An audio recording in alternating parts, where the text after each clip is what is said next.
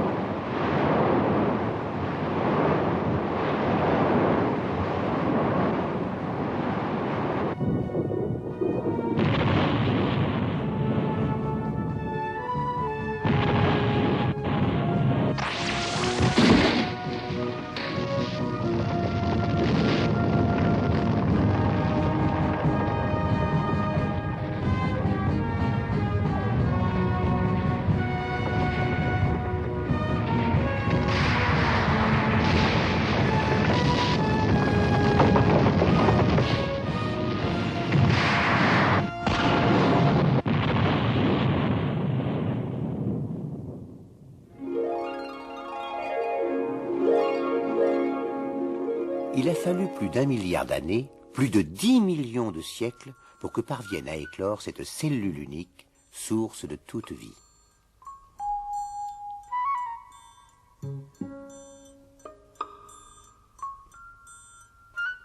Les flagellés.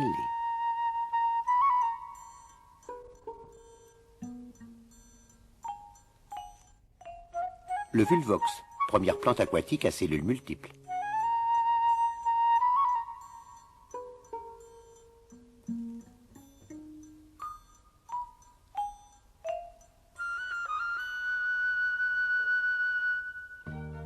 Le début de l'ère cambrienne voit l'apparition de différentes formes de vie. Méduses, trilobites,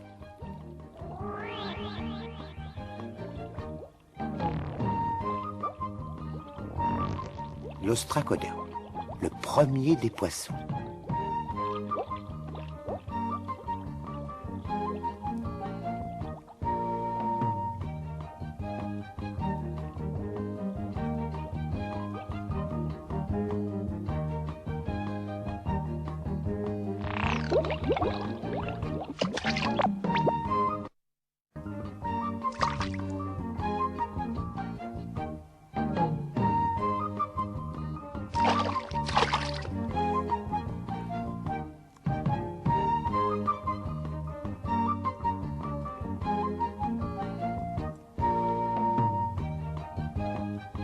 Plus de 4 milliards d'années, 40 millions de siècles se sont écoulés avant que ne pose pied sur la terre ferme le premier être amphibie, l'Ichthyostega.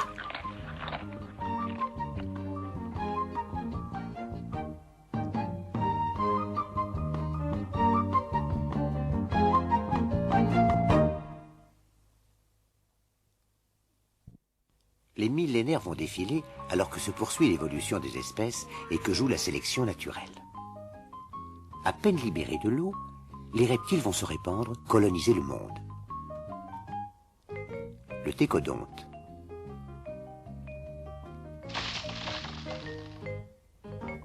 L'Archéoptérix, premier oiseau primitif, vient de prendre son vol. D'après la théorie de Wegener, la Terre qui jusqu'alors ne formait qu'une masse va se diviser et les continents vont dériver pour atteindre leur position actuelle. Pour l'heure, la période secondaire verra le triomphe des dinosaures dont la lignée donnera les crocodiles. Et aussi les oiseaux. Ensuite, la nature semble se complaire dans de curieux essais dont nous allons voir quelques exemplaires. Le modèle char blindé, le stégosaure, 8 mètres de long, 6 tonnes, pourtant c'est un tendre.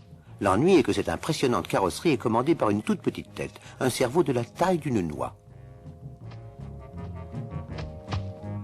Le redoutable allosaure. La nature n'est pas tendre pour les tendre. Voici le modèle au-dessus, le brontosaure, 20 mètres de long, 20 tonnes, petite tête toujours, et le cervelet de la taille d'une pomme pour 20 tonnes de viande. C'est tout de même un champion de la catégorie, poids lourd. Plus fort encore, le Diplodocus, 30 mètres. Le plus grand de tous, le modèle est cependant plus fin, avec queue en fouet et col de cygne.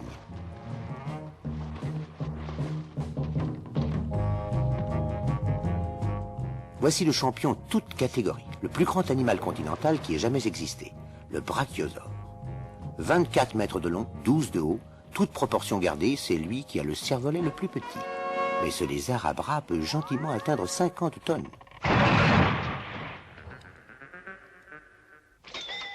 Voici quelques monstres de légende. L'élasmosaure, léger mais encore respectable avec ses 18 mètres. N'est-ce pas là le monstre du Loch Ness? Le dragon mythique, le ptéranodon, le plus grand des reptiles volants, 8 mètres d'envergure. Les mœurs n'étaient pas douces en ces temps-là. Avez-vous entendu parler du serpent de mer? Voyez le tylosaure. Non, les mœurs n'étaient pas douces en ces temps-là. Voici le modèle canard, l'anatosaure. Moins ambitieux, cet herbivore ne craint pourtant pas une entorse à son régime. Mais attention, le Triceratops n'apprécie pas que l'on s'intéresse à sa progéniture.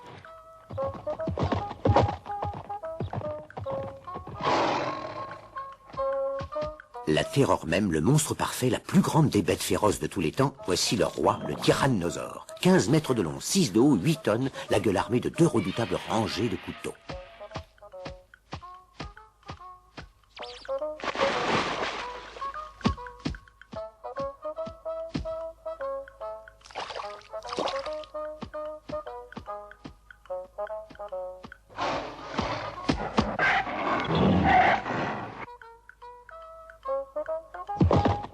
Non, vraiment, les mœurs n'étaient pas douces. Les dinosaures, qui ont régné sur la Terre pendant plus de 100 millions d'années, vont laisser la place aux petits mammifères. Contrairement aux mastodontes, ces rongeurs sauront s'adapter aux considérables variations du climat et aux cataclysmes.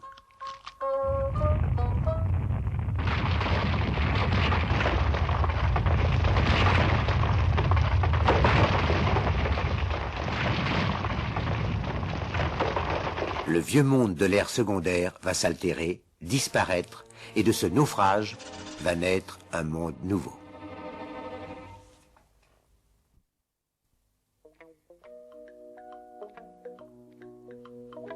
Les insectivores arboricoles de la taille de l'écureuil seront les fondateurs de la souche des primates, dont les rameaux vont se diversifier en singes, anthropoïdes, hominiens. Si l'on s'accorde à considérer ces petits mammifères comme les ancêtres des primates, les preuves de cette filiation sont rares. Voici le Plesiadapis, c'est un rongeur.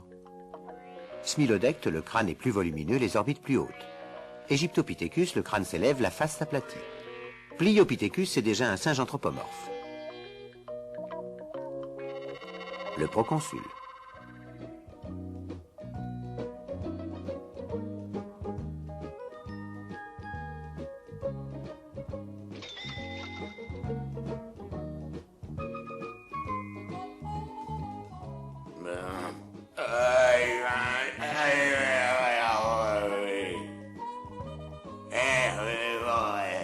Ce qui veut dire « Allez chercher à manger !»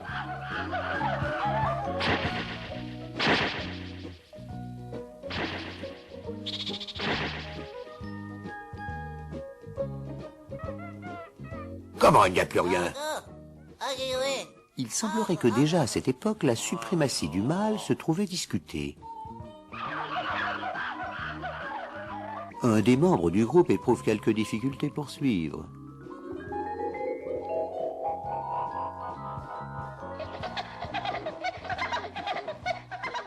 La sélection naturelle a joué.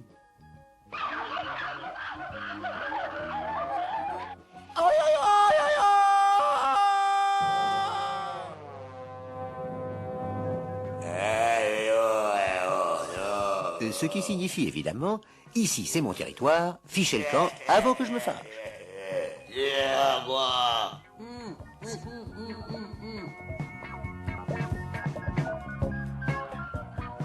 La nourriture venant à manquer, il leur fallut pour la première fois quitter la forêt et s'aventurer dans la plaine.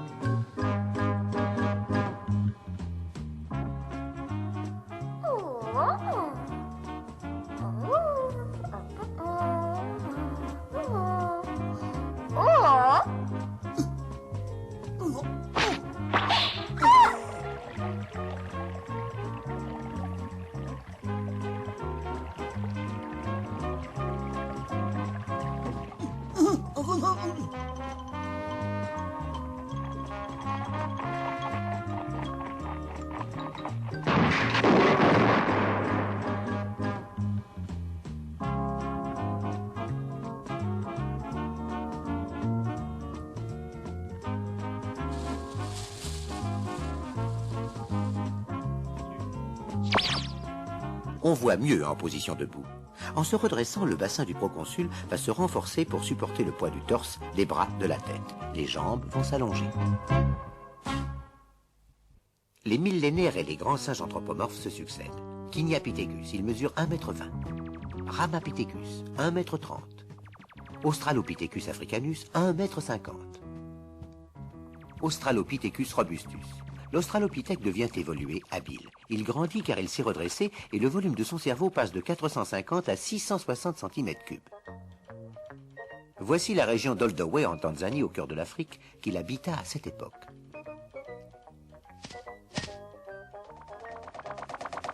C'est un véritable paradis où foisonnent les diverses espèces animales.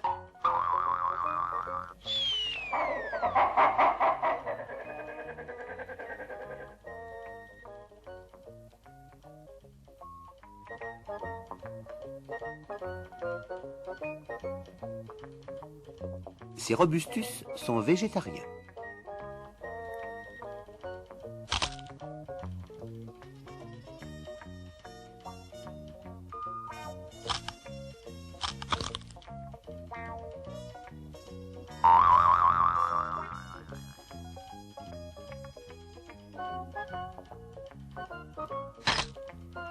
Efficace cet outil. Pourtant, l'idée de le conserver ne lui vient pas encore.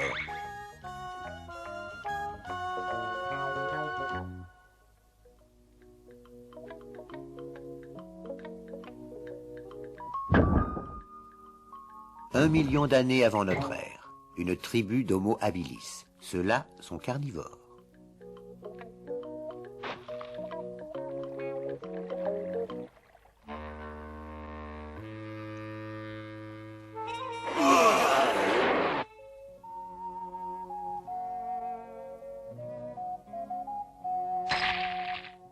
Non, pas comme ça.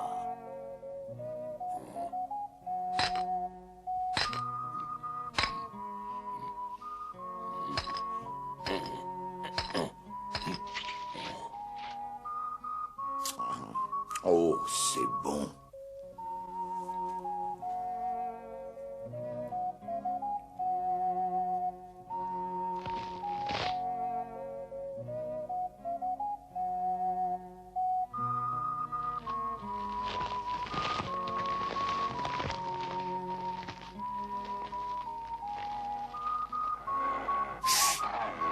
Toi, partir, partir, partir, toi! Va-t'en! Partir!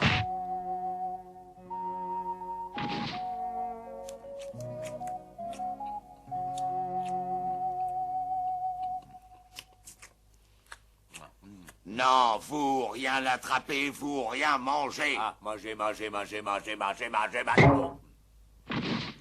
Eh, tu pourrais pas nous parler poliment quand on te demande quelque chose à manger, mon ami, et moi?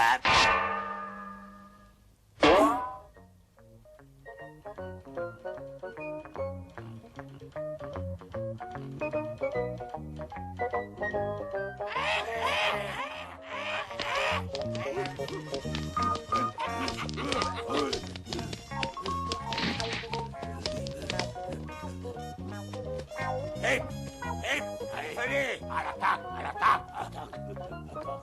Attaque, attaque, attaque, attaque, voilà. Allez, allez. Chassés, les robustus vont disparaître. L'Homo habilis est maître du terrain.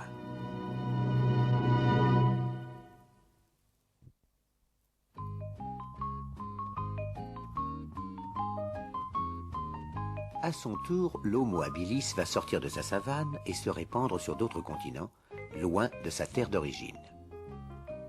Il est admis que le niveau des mers a baissé sensiblement durant les périodes glaciaires. À 100 mètres au-dessous du niveau actuel, le passage était libre d'un continent à l'autre.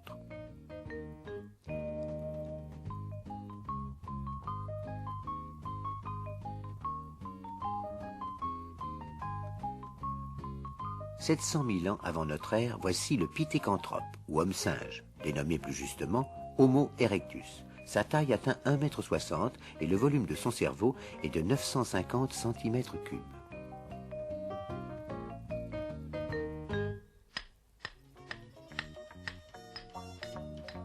Ses premiers outils, encore bien rudimentaires.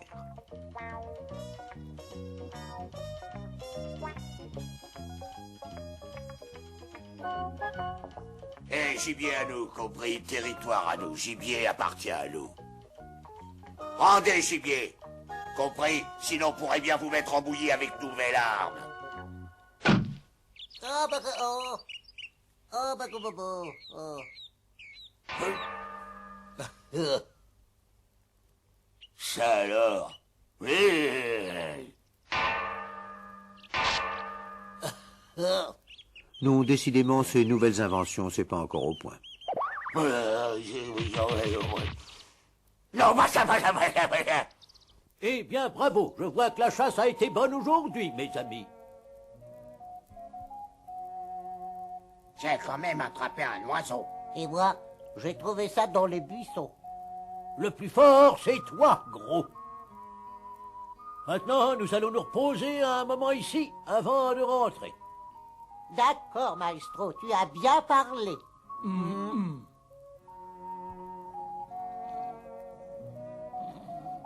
Ah, ne mange pas ça. Surtout, ne mange pas ça. Ah, ces vieilles barbes.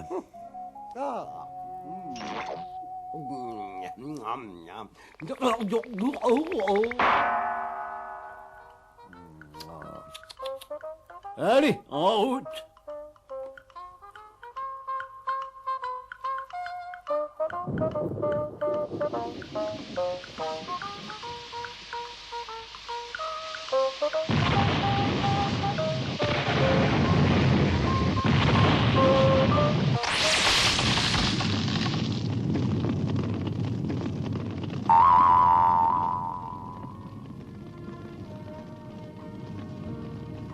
Approchez-vous, vous allez voir comme ça fait du bien.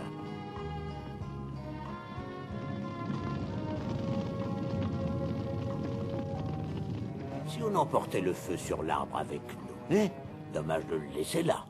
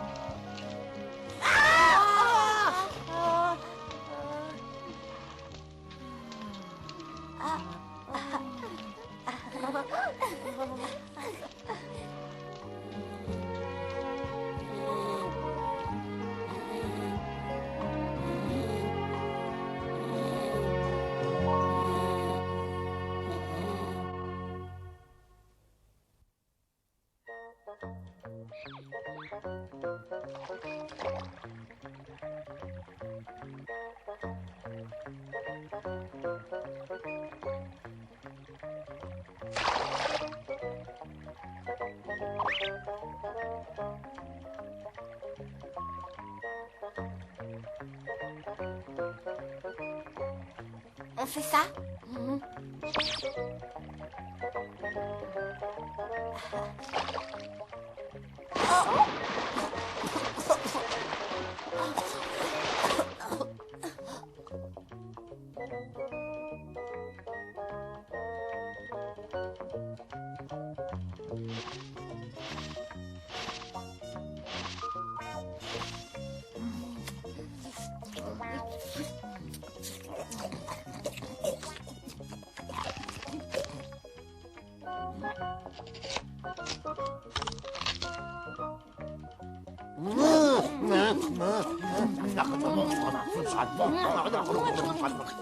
Il n'y a plus rien à manger. La tribu a faim. Hein? pour attraper une grosse bête. Non. Il faut être plus nombreux pour ça.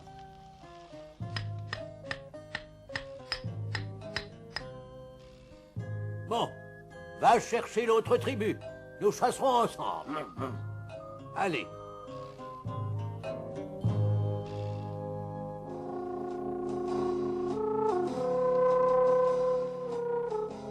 Les voilà!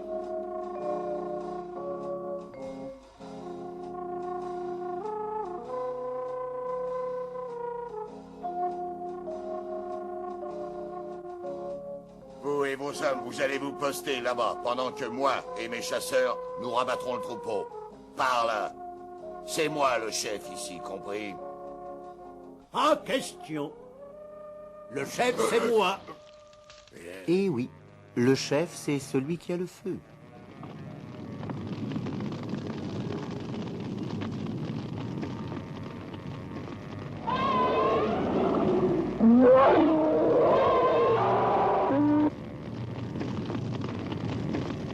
Hey, en avant!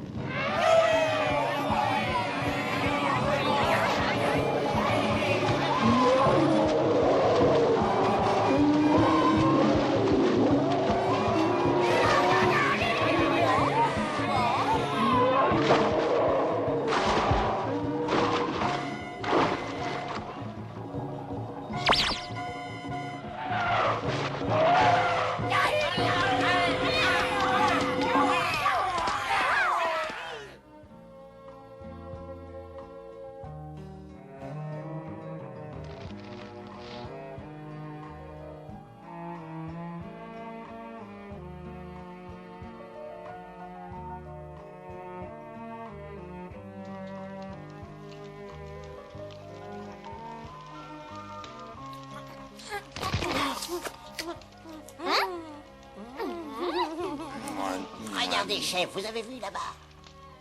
Ah, Elles sont à moi.